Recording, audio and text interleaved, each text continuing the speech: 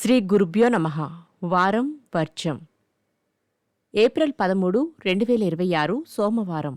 శ్రీ పరాభవ నామ సంవత్సరం చైత్రమాసం ఉత్తరాయణం. వసంత ఋతువు కృష్ణపక్షం రేవతి కార్తె. ఏకాదశి రాత్రి 1:05 వరకు.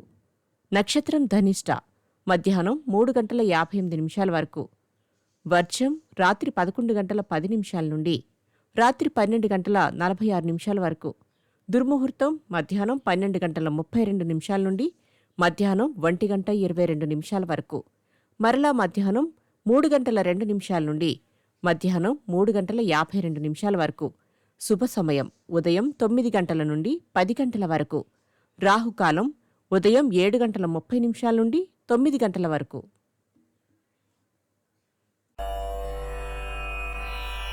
ద్వాదశ రాశులు. మేషరాశి. దీర్ఘకాలికంగా చికాకు కలిగిస్తున్న సమస్యలు పరిష్కారమవుతాయి. వివాహ యత్నాలు అనుకూలిస్తాయి. వస్త్రలాభం. వృషభ రాశి. భూమి కొనుగోలు యత్నాలు ముమ్మరం చేస్తారు. సంతాన విద్య విషయంలో బాధ్యత కలిగి ఉంటారు. మిథున రాశి.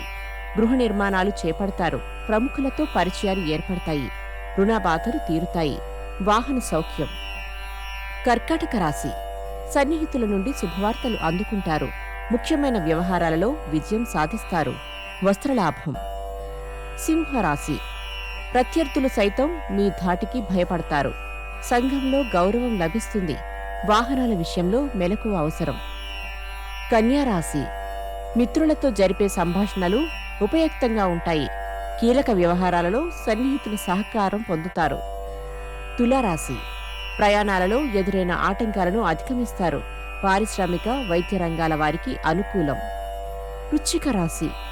కుటుంబ సభ్యులతో శుభకార్యాలలో పాల్గొంటారు.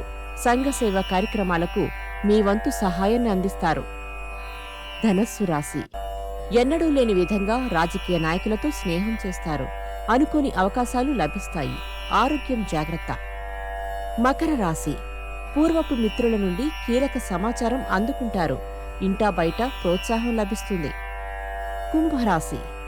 పరిశ్రమలలో ఎదురైన ఆటంకాలు తొలగుతాయి. భూ వివాదాలు తీరి నూతన ఒప్పందాలు కుదురుతాయి. మీనరాశి. ఫలితాలు ఆశించి ఎవరికీ సహాయం అందించవద్దు. మీ సలహా వల్ల మీ సహచర వర్గం లాభపడగలుగుతారు.